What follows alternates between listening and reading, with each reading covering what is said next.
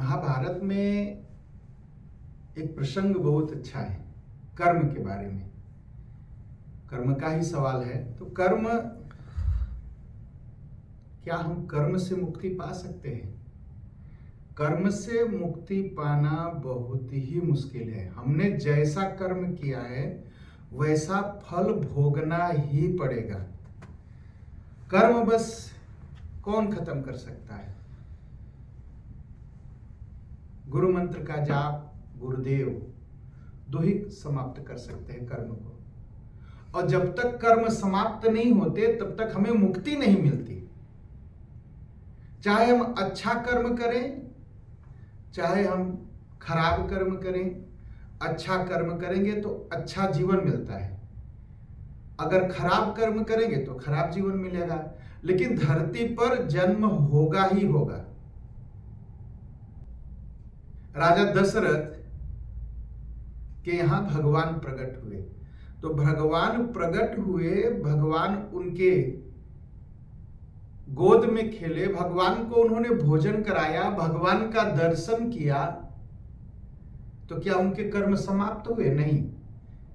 भगवान का दर्शन, भगवान का प्रकट हो जाना, भगवान से मिल जाना, उससे कर्म नहीं समाप्त होते। कर्म समाप्त होते हैं गुरु की कृपा से। अब कहेंगे राजा दशरथ का कर्म ऐसा क्या था? राजा दशरथ ने अपने तीर से एक ब्राह्मण को मार दिया, उस श्रवण कुमार को। और श्रवण कुमार के पिता ने राजा दशरथ को श्राप दिया कि यह जो आपने कर्म किया, मेरे पुत्र को मारा, और पुत्र वियोग में मैं अपना शरीर छोड़ रहा हूं, तो पुत्र वियोग में आपको भी शरीर छोड़ना पड़ेगा। देखिए, तो क्या कर्म समाप्त हुए? भगवान के प्रकट, भगवान राजा दशरथ के यहां प्रकट हुए, लेकिन राजा दशरथ का कर्म नहीं समाप्त हुआ। उस कर्म के नाते राजा दशरथ को भी पुत्र वियोग में शरीर छोड़ना पड़ा।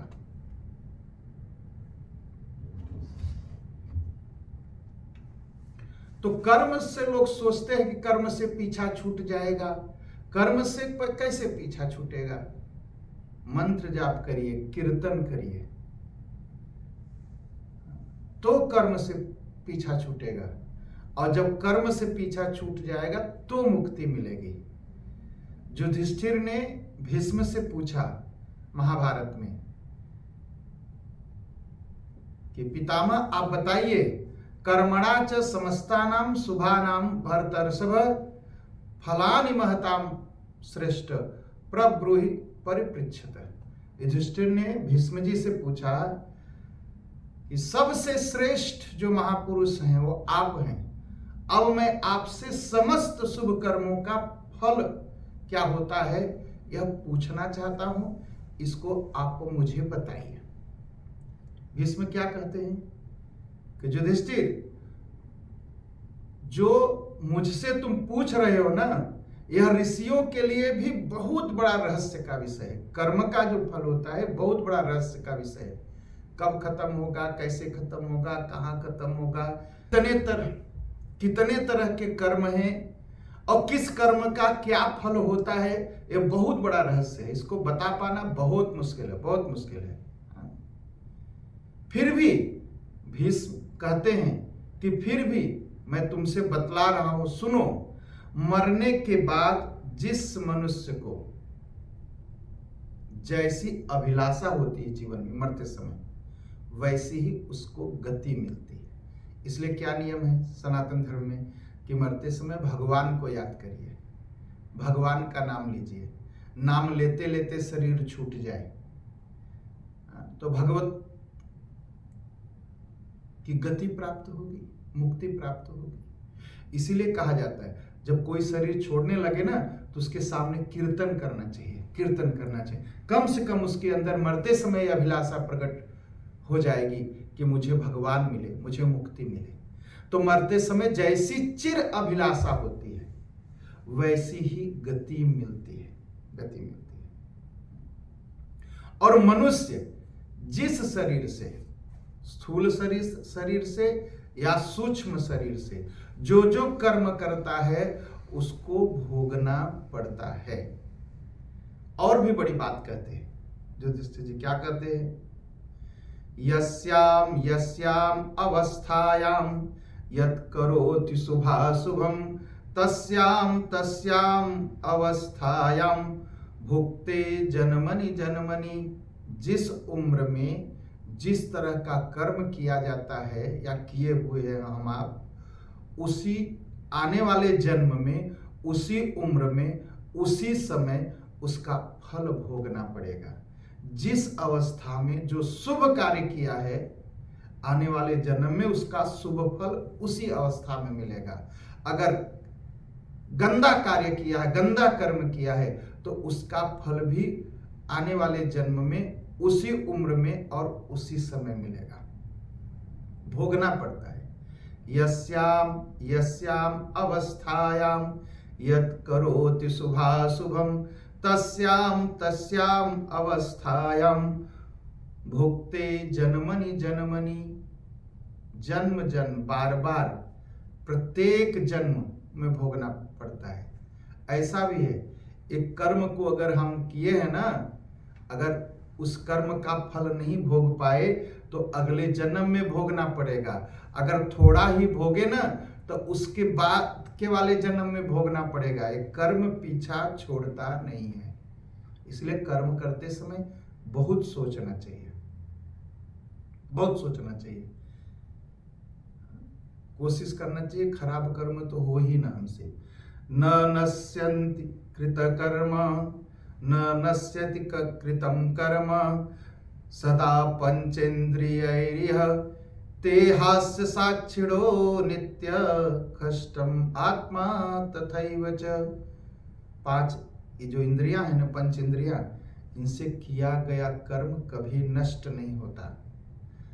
और पांच इंद्रियां और छठा मन, यह जानते रहते हैं कि कौन सा कर्म कब किया है, उसका फल भोगना ही पड़ेगा।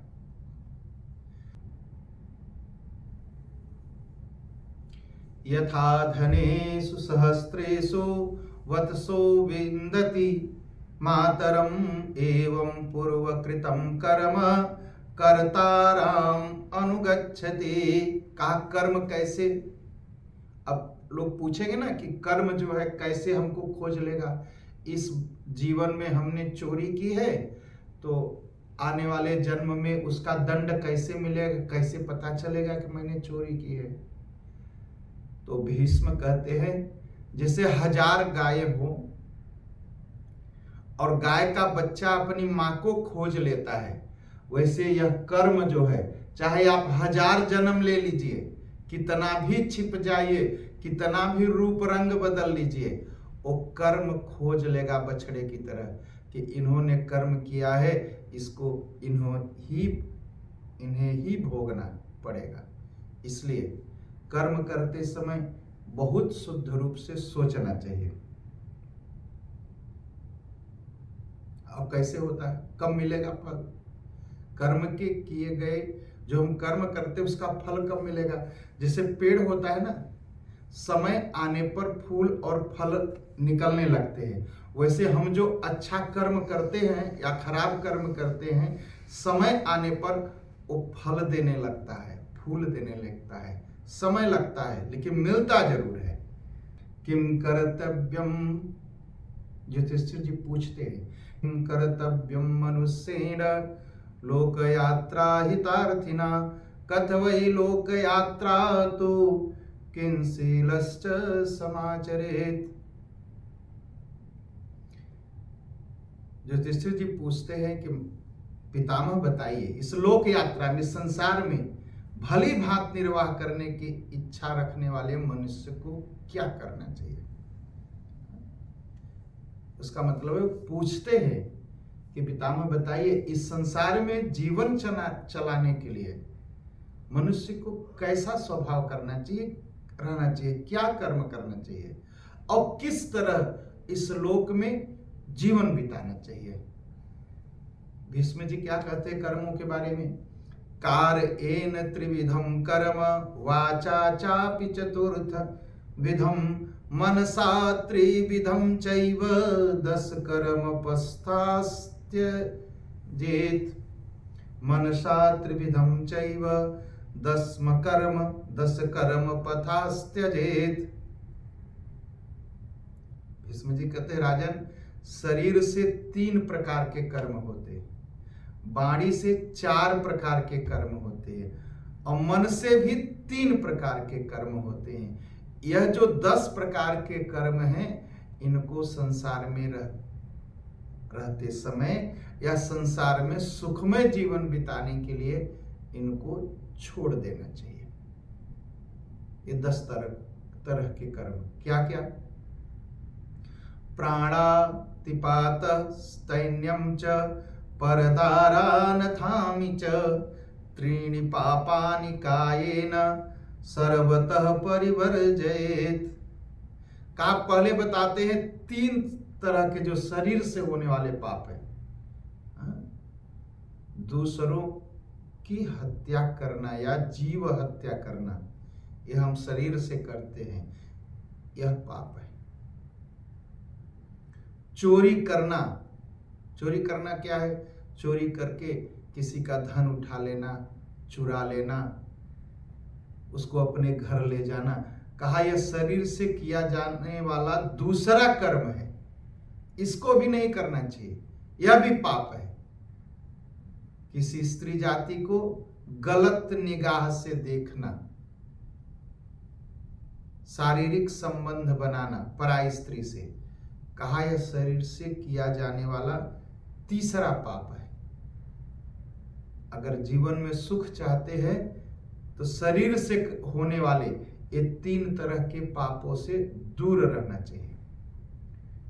और 4 पाप जो हम मुंह से करते हैं, असत्य प्रलापम पारुष्यम पशून्यम नृतम तथा 4 वाचा राजेंद्र न जल्पेन्नानुचिंतयेत्। कहा जो 4 तरह के पाप हैं जो हम मुंह से करते हैं, किसी को गाली देना, पहला पाप। गाली क्यों देते हैं? जो कमजोर होता है वह गाली निकालता है, यह मुंह से करते, नहीं करना चाहिए। कठोर बोलना, कोई भी आया बस, लोग क्या कहते हैं, बस हम तो फड़ाका ही बोलेगा। फड़ाका क्या बोलेंगे? पाप कर रहे हैं। सत्य भी बोलिए, मीठा बोलिए। कहीं सत्य प्रिय वचन विचारी।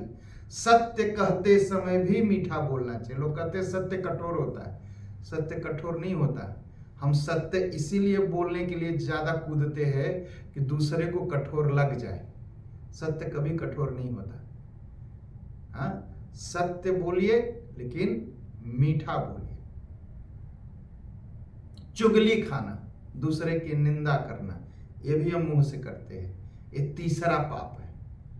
और चौथा पाप है झूठ बोलना, बिना मतलब के झूठ बोलना। ये 4 तरह के पाप जो हम मुंह से करते हैं, वाणी से करते हैं, इसे कभी भी अपनी जिह्वा पर नहीं लाना चाहिए, कभी सोचना नहीं चाहिए। ये 4 पाप, 3 पाप हम गिनाए शरीर से, 4 पाप हम बताए मुंह से। अब सुनिए,